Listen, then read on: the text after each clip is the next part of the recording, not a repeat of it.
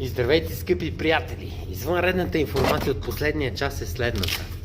Вече може да дойдете при нас и да си свалите запушения катализатор и да получите пари за него. Това е извънредната информация. Ще ви го платим на най-добрите пари. Това може да дойдете и да проверите при нас.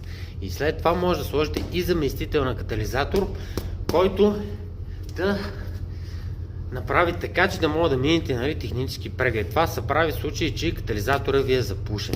По принцип той става червен, запушва се, колата не може да върви.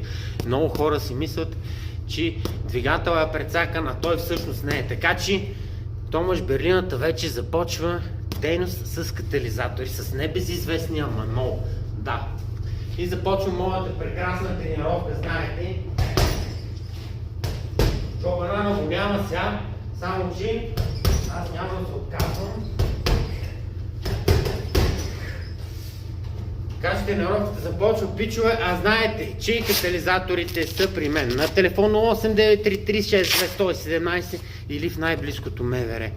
Пускайте на Viber, защото не мога да отговоря на съобщенията, защото са много пичове.